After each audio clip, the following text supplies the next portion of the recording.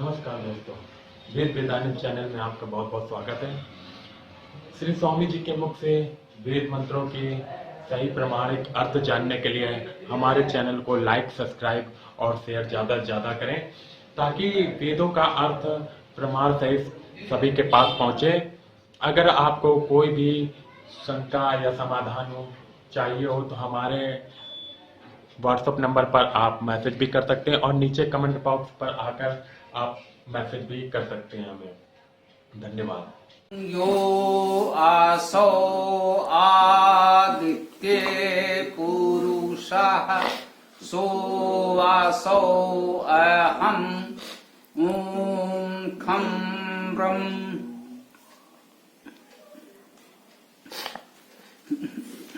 आज हम लोग ऋग्वेद के इस पुरुष सूक्त के 8वें मंत्र पर चर्चा करेंगे। ॐ तस्मात् यज्ञात् सर्वभूताः संभृतं प्रसद आज्यं पशून् तान् चक्रे वायव्यान् आरण्याग्राम्या च ये। हम लोग इस पुरुष सूक्त में उस मूल ऊर्जा चेतन सत्ता जिसे पुरुष मुख्य रूप से इसमें कहा जा रहा है, उस मूल चेतन ऊर्जा से क्रमशः सृष्टि के विकास क्रम को समझने का प्रयास कर रहे हैं।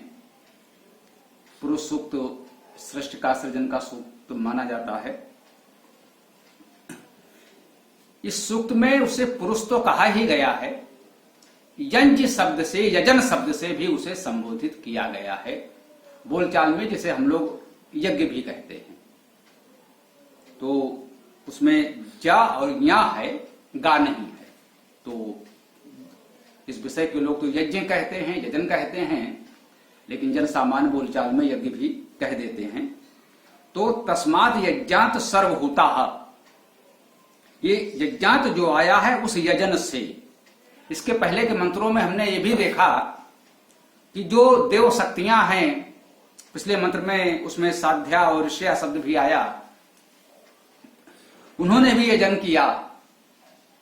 जब वो अकेला था तो उसने प्रकाश ध्वनि आदि का सृजन प्रारंभ किया। धीरे धीरे प्रकृति अस्तित्व में आई, जिसे हमने देव शक्तियां भी कहा, और उसी के रूप में हम अपने समाज के दिव्यजनों को भी देव शक्तियों में मानते हैं, उनमें भी देवत्व देखते हैं, वो लोग भी यजन करते हैं। तो इसमें कहा जा रहा है ये जो यजन की प्रक्रिया चल रही है, सृष्टि के सृजन की यजन की प्रक्रिया, अथवा हम लोग अपने जीवन में जो कह सकते हैं प्रतीकात्मक रूप से, सूक्ष्म रूप में, लघु रूप में जो यजन करते हैं, उस यजन की चर्चा भी परोक्ष रूप में की जा रही है। तस्मात् उससे, यज्ञात उस यजन से, सर्वभूताः सब कुछ देने वाला, सर्वभूता सर्वदानी, जिसने सब कुछ दे दिया।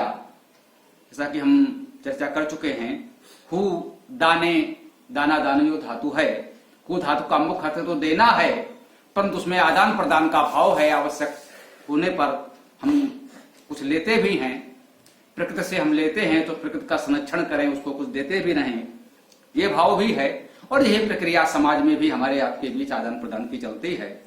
यहां कहा गया सर्वभूता, तो दान का भाव प्रमुख दिख रहा है कि हमने सब कुछ दे दिया, जो कुछ था हमारे पास सब कुछ दे दिया। अब आवश्यकता के अनुसार जितना न्यूनतम आवश्यक होगा वो लेंगे भी कार्य करने के लिए। तो वो यजन कैसा था? सब कुछ देने वाला, जिन्होंने सब कुछ दे दिया, उन्होंने इस सृजन के यजन को आगे बढ़ाया। अगर हमें समाज में कुछ सृजन करना है, कुछ नया करना है, कुछ बड़ा करना है, कुछ महत्वपूर्ण करना है, तो हमें अपना सर्वस्व अर्पण कर देना पड़ता है। बहुत से उदाहरण हैं, अनेक महापुरुष हैं जो कुछ था सर्वस्व अर्पण किया, एक अच्छे कार्य में लगे और उसके बहुत सुपरिणाम भी हमको मिले। उनका भी मान सम्मान हुआ, समाज का हित हुआ। तो तस्मात् यज्ञात सर्व होता, उस सर्वदाता यज्ञ से संभृतम प्रसद आज्यम, यह उस यजन का, उस भाव का विशेषण भी है और चाहे तो सफल भी है। वो कैसा है? संभृतम, सम्यक रूपेण भृतम, भरण करने वाला। जब हम सब कुछ दे देते हैं तो क्या ये विवेकहीन कार्य है? अब तो हमारा कुछ नहीं रहा तो हम कैसे अपना जीवन यापन करेंगे, कैसे कार्य करेंगे? नहीं, वो संभृतम है। ये यजन जो होता है वो संभृत होता है, सम्यक रूपेण भरण करने वाला होता है।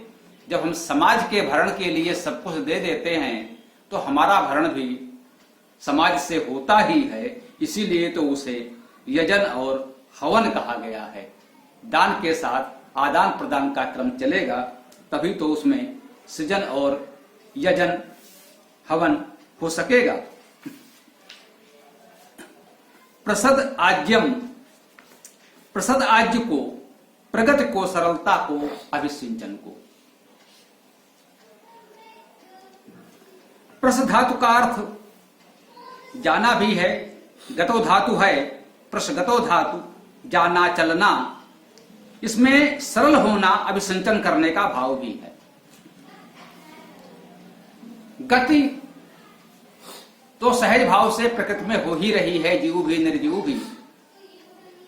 तो जैसी तैसी गति होना पर्याप्त नहीं है। उसने कहा कि उसमें कुछ सरलता भी होनी चाहिए। बेतरतीब इधर उधर गति करना, जिसे भटकना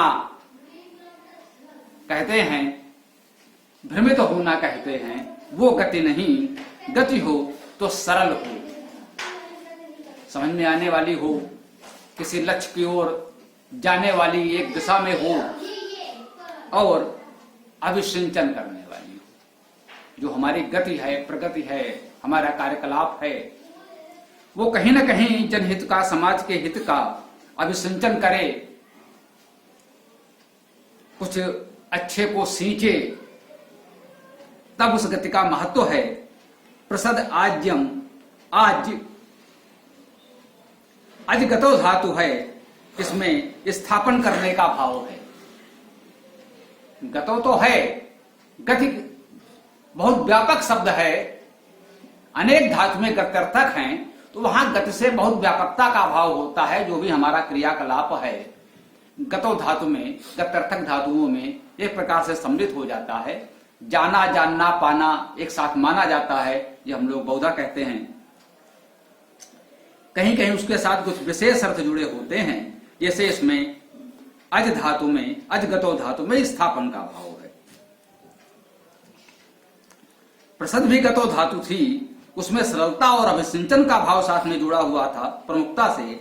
अजगतो धातु में स्थापन का भाव है।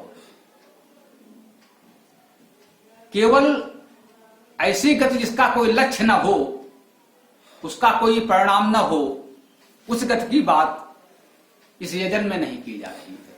इस यजन से जो भी गति प्रगति हो, गतिशीलता जो उत्पन्न हो, जो ऊर्जा चेतना हम में जगे, वो कुछ संस्थापित भी करे, कुछ बनाए, समाज के लिए कुछ उत्तम स्थापनाएं हों, कुछ संस्थान हों, जो आगे इस कार्यकलाप को विधिवत चला सके।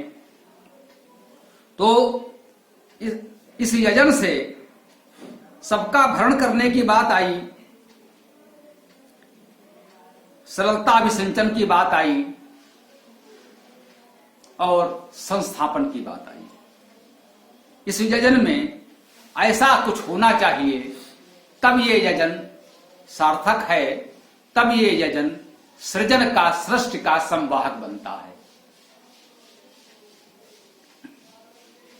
जब हम ऐसा यजन करते हैं, यहां पर ध्यान रखें कि पुरुष सूक्त में हम सृष्टि प्रक्रिया की चर्चा कर रहे हैं, परंतु जो संपूर्ण वेद की शैली है मुख्य रूप से वो परमेश्वर को संबोधित करता है और परोक्ष रूप से हमें अपने जीवन और समाज के संचालन की प्रेरणा देता है। तो इस यजन से क्या हुआ, इस मंत्र में ये सृष्टि की प्रक्रिया कहां तक पहुंच रही है। पशून तान चक्रे वायव्यान, पशुओं को तान उन चक्रे किया। क्रिय धातु का एक रूप चक्रे चकार भी बनता है, किया है। तो इस यजन से क्या हुआ, इसके पहले जो हम लोगों ने देखा कि हां प्रकृति का सृजन हो गया, प्रकृति के बाद अब हम प्राणियों की चर्चा करने जा रहे हैं। जब प्रकृति बन गई तो फिर प्राणी भी उत्पन्न हो सकते हैं। तो क्या कहा, पशून तान चक्रे, अब उन पशुओं का सृजन हुआ। पशु, जैसा कि हमने कहा है, पस धातु का अर्थ देखना भी होता है, पश्यत इति पशु, और पस बंधने धातु भी है। इसे हम लोग कहते हैं पास, मोह पास में। तो पास का मतलब बंधन है, पस धातु का अर्थ बंधना और बांधना भी होता है। सामान्यतः हम लोग जिन प्राणियों को पशु कहते हैं वे प्राणी हैं, देखते हैं और उन्हें हम बांध कर रखते हैं, वो बंधे होते हैं हमसे। ये बहुत साधारण बात है केवल उन शब्दों को समझने के लिए। हम आप भी तो एक दूसरे से बंधे हैं। मनुष्य भी एक पशु है, मनुष्य भी देखता है और हम आप एक दूसरे से बंधे भी हैं। ये जो हमारा आपका संबंध है, ये बंधन सम्यक है। बंधन तो है, लेकिन वो बंधन विवेकपूर्ण है, स्वैच्छिक है, सम्यक है। यही अन्य पशुओं में और इस विचारशील प्राणी में, मनुष्य में थोड़ा सा अंतर है। हम भी पशुओं की श्रेणी में हैं, परंतु हम मनुष्य हैं, मननशील पशु हैं। हम देखते भी हैं, बंधते भी हैं, बांधते भी हैं, परंतु चिंतन मनन के साथ, विवेक के साथ, विचारशीलता के साथ। तो ऐसे पशु अब चक्रे किए गए, उत्पन्न किए गए। अब इन पशुओं का सृजन हुआ। ये पशु कई विभागों में हैं। सारे पशु एक जैसे नहीं हैं। वायव्यान, कुछ वायव्य पशु हैं। वायव्य का अर्थ क्या हुआ, साधारण अर्थ ले ले। वायव्य का मतलब वायु के से संबंधित, अर्थात कह सकते हैं जो वायु में अधिकतर रहते हैं, वायु में उड़ते हैं, जिन्हें हम लोग पक्षी भी कहते हैं। वो भी पशु हैं, उनके भी आंखें हैं, वो भी बंधे होते हैं, उनका अपना समाज है, अपना झुंड है, और कभी हमारे साथ भी बंध जाते हैं। वायव्यान। और वायु शब्द को जब हम वैदिक अर्थ में लेंगे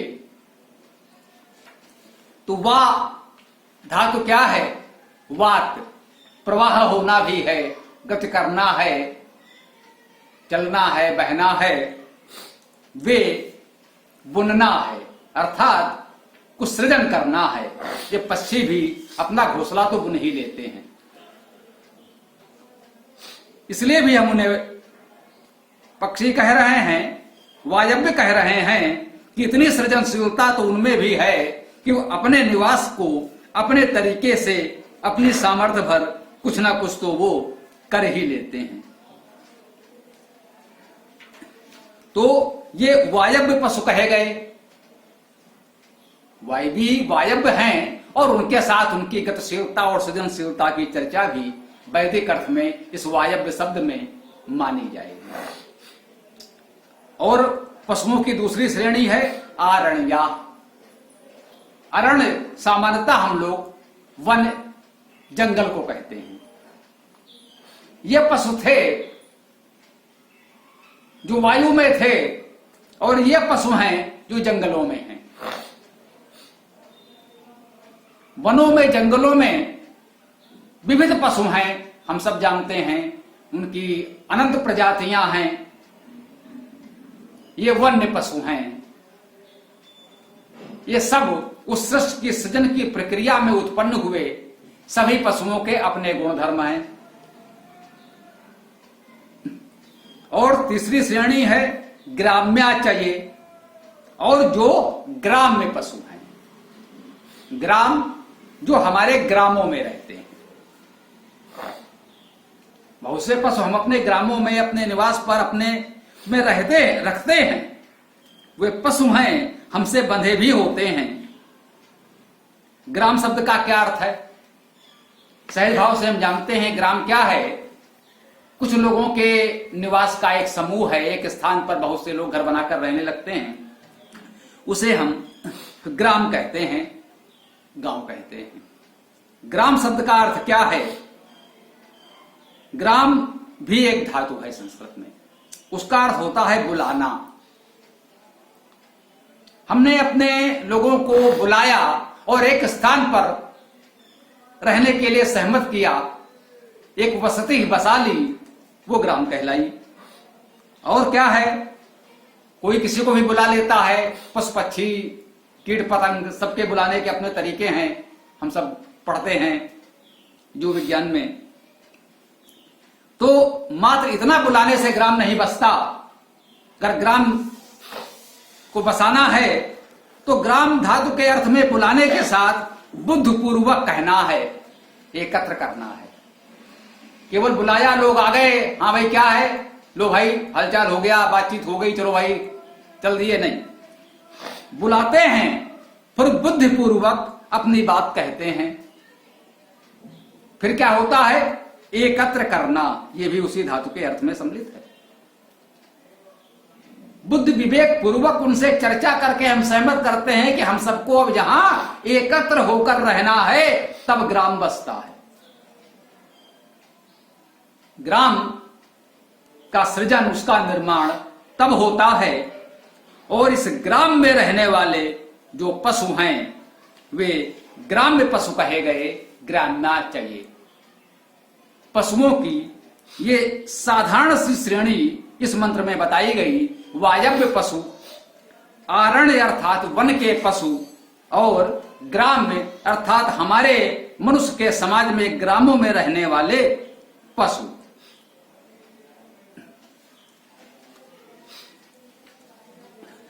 आरण्य शब्द को भी समझ लें। पशुओं की जो आरण्य श्रेणी हमने कही, सहज भाव से आरण्य हम लोग वनों को कहते हैं। इस शब्द के क्या अर्थ हो सकते हैं? आ का अर्थ समन्तात, संपूर्णता से, सम्यक, इसमें भी है। रण शब्द का अर्थ है, जानते हैं ना, रण कहते हैं याचना नहीं, अब रण होगा। रण, युद्ध, संघर्ष, इसे रण कहते हैं। तो इसमें धातु रण है। रण धातु का अर्थ युद्ध करना, हम सब सहज भाव से जानते हैं। यह गत्यर्थक धातु भी है। अगर गति नहीं करेंगे तो युद्ध कैसे होगा? युद्ध में गति तो स्वाभाविक है, परंतु उससे भी अधिक महत्वपूर्ण है शब्द करना। रण धातु के अर्थों में सबसे पहले लिखा है इसमें शब्द करना, चलना, युद्ध करना। सबसे पहले शब्द होता है। शब्द संवाद के लिए भी हो सकता है, विवाद के लिए भी हो सकता है। बड़े बड़े युद्धों का प्रारंभ शब्द युद्ध से होता है, वाक्य युद्ध से होता है। और वन प्रांतर में और होता ही क्या है? सिंह की दहाड़ या झिंगुर की झनकार। सभी पशु अपने अपने तरीके से शब्द कर रहे हैं। प्रकृति ने उनको जैसे भी सामर्थ्य दी है वे शब्द कर रहे हैं। चलना उनको पड़ता ही है। जीवन संघर्ष है। जीवित रहने के लिए युद्ध करना होता है। कोई अपना भोजन पाने के लिए संघर्ष कर रहा है, कोई अपना जीवन बचाने के लिए संघर्ष कर रहा है। वो आरण्य है, वो निरंतर रण क्षेत्र है। उसे जीवन बचाना है तो भाग कर अपनी जान बचानी है, और उसे जीवन बचाना है तो पकड़कर उसे खाना है। यदि शेर किसी को मारकर खाएगा नहीं तो सिंह भोजन के अभाव में भूखा मर जाएगा। कोई कहते हैं शेर बहुत भूखा होगा तो क्या घास खाएगा? सिंह घास नहीं खा सकता, वो जब भी खाएगा दूसरे प्राणी पशु को ही मारकर खाएगा। वो प्रयास कर रहा है कि इस पशु को मारकर खा लें तो हमारी भूख मिटे, हमारा जीवन बचे, और वो पशु सोच रहा है कैसे हम भागकर छिपकर अपनी जान बचा लें तो हमारा जीवन बच जाए। वो आरण्य है जहां जीवन की रक्षा के लिए सतत संघर्ष युद्ध चल रहा है। क्या यह केवल उस वन में जंगल में चल रहा है? नहीं, ये इस कंक्रीट के जंगल में भी चल रहा है जिसे हम नगर कहते हैं। युद्ध के तरीके बदल गए हैं। जंगल के और इस युद्ध में कुछ अंतर है। यहां विवेक पूर्वक चालें चली जाती हैं, अलग तरीके से दांव पे चले जाते हैं। जीवन को बचाने का संघर्ष यहां भी चलता है, और अपना जीवन बचाने के लिए एक क्या, चाहे हम कितना भी विनाश कर दें, लोग इससे चूकते भी नहीं हैं। लोग टूट जाते हैं। एक घर बनाने में तुम तरस नहीं खाते हो बस्तियां जलाने में।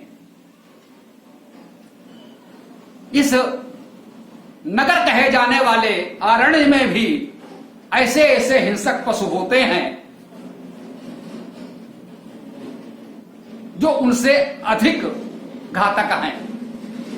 सिंह तो केवल अपना पेट भरने के लिए, भोजन भर के लिए ही एक पशु को मारेगा। उसकी भूख शांत हो गई फिर वो किसी पशु को नहीं मारेगा, वो केवल अपनी आवश्यकता भर ही मारेगा। लेकिन यहां तो अपने अहम के तुष्ट के लिए अपना पेट क्या गोदाम भरा है, फिर भी उनकी ये भूख कभी शांत नहीं होती। तो इस मंत्र में आज हमने ये चर्चा की कि उस मूल चेतन ऊर्जा से क्रमशः विकसित होते हुए प्रकृति का सृजन हो गया। प्रकृति के बाद पशु पक्षी भी विविध प्रकार के उत्पन्न हो गए। वायुचर कह लीजिए, आरण्य जिन्हें कहा और ग्राम्य जिन्हें कहा, हमने ग्राम बसाए, हम बसे। कुछ पशुओं को भी वहां बसाया जो हमारे लिए उपयोगी थे, उनको भी बसा लिया। इस प्रकार से कह सकते हैं इस 8वें मंत्र तक आते आते 8 मंत्रों में हमने सृष्टि की प्रक्रिया को ग्राम के सृजन तक पहुंचा दिया। उस सूक्ष्म ऊर्जा से क्रमशः प्रकृति का सृजन होता है और जीवन का सृजन होता है, उसका विकास होता है, मनुष्य का अवतरण होता है, और छोटी मोटी हमारी बस्तियां ग्राम बस गए हैं। और ग्राम को के बसने के बाद बहुत महत्वपूर्ण बात है, ध्यान देंगे अगले बार के लिए थोड़ी सी भूमिका। जब वनों में ये छोटे छोटे ग्राम बस गए, थोड़े से लोगों ने एकत्र होकर एक बस्ती बसाई। कुछ पेड़ों के झुरमुटों में कुछ मनुष्य कहे जाने वाले पशुओं ने एक साथ रहना प्रारंभ किया।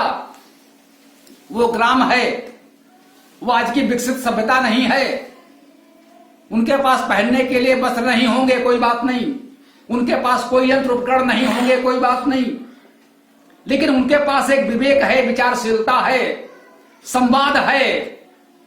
एक दूसरे को बुलाया, विवेक पूर्वक चर्चा की, एक स्थान पर बसे कि अब हम लोग मनुष्य हैं, अर्थात मननशील प्राणी हैं। विचार विमर्श करके एक दूसरे के सुख दुख का ध्यान रखते हुए हम यहाँ रहेंगे, एक व्यवस्थित तरीके से रहेंगे, परस्पर अनुशासन में रहेंगे, एक दूसरे से बंधे हुए रहेंगे, मिलजुल कर एक दूसरे के हित का ध्यान रखेंगे। ये ग्राम तो बस गया। जब ग्राम बस गया, अब आगे सभ्यता का विकास प्रारंभ होगा। अभी तो सब कुछ प्राकृतिक है। उस वन में जो ये ग्राम बसा है वो वन का ही भाग है। वन के अन्य पशुओं से अभी कुछ भी अलग नहीं है। इतना ही मान लें बिल्कुल प्राकृतिक पशु के रूप में मनुष्य का एक झुंड, समाज मत कहिए, अभी भ्रम हो सकता है, ये तमाम पशुओं के झुंड थे, शेरों का, भेड़ बकरियों का, भैंसों का, गायों का, वैसे ही मनुष्य जिसे आज हम कह रहे हैं उस प्रजाति के पशुओं का भी एक झुंड कहीं पेड़ों के झुंड के आसपास एक जगह रहना प्रारंभ करता है, उसे ग्राम कहा जा रहा है। यहां से वो अन्य पशुओं से कुछ अलग होना प्रारंभ करता है। अब वो उस दिशा में विकसित होगा जब वो सच्चे अर्थों में मनुष्य कहलाएगा। वेद में उस प्राणी को मरुत कहा गया है। मरुत अर्थात मरने वाला, मरणशील प्राणी। इसका बहुवचन मर्तासा होता है। मरुत मर्तासा कहा गया है उनको जो उस स्तर के पशुतुल्य प्राणी हैं जिनमें अभी कोई और विवेक का जागरण नहीं हुआ है, अभी वो मनुष्य कहलाने के अधिकारी नहीं हैं। वे मरणशील प्राणी पशु जब मनन करने लगते हैं, विचार करने लगते हैं, तब वे मनुष्य कहलाते हैं। अभी तो पशु उत्पन्न हुए हैं। वायव्य, आरण्य और ग्राम में ये भी हम पशु हैं। इस पशु को अब हमें मनुष्य बनाना है। वो अगले मंत्र में आएगा कि इस पशु को हम मनुष्य कैसे बनाएंगे। अब वो मनुष्य बनेगा, मनुष्य से ऋषि बनेगा, ऋषि से देव बनेगा। ये विकास क्रम सा अगले मंत्रों में होगा, 9वें मंत्र से। तो अगले बार के लिए अभी से मन बना लें, बहुत महत्वपूर्ण मंत्र आने वाला है। पुस्तक आप सबके पास है, चाहे तो 9वां मंत्र एक बार पढ़ लीजिएगा। अगले बार हम गंभीरता से चर्चा करेंगे। आज हमने कहा था वो बात साधारण सी है। अब आज इसको हम यहां विराम देते हैं। आइए ओम मंत्र हमारे साथ। ओम यो आसो आदित्ये पुरुषा सो वासो अहम ओम खम ब्रह्म। नमस्कार मित्रों, पूरा वीडियो देखने के लिए आपका बहुत बहुत धन्यवाद। अगर आपको वेदों के विषय में और अधिक जानकारी प्राप्त करनी हो तो हमारे चैनल को लाइक सब्सक्राइब करना ना भूलें और ज़्यादा से ज़्यादा इसको शेयर करें ताकि वेदों के विषय में जानकारी और लोगों तक पहुंचे। अगर आपको और अधिक जानकारी चाहिए हो तो डिस्क्रिप्शन में हमने अपना मोबाइल नंबर और वेबसाइट और ईमेल आईडी दे दी हुई है। अगर किसी भी विषय में आपको ज़्यादा जानकारी प्राप्त करनी हो या कुछ सवाल जवाब करना हो तो उसमें आप अपना सवाल जवाब भेज सकते हैं। धन्यवाद।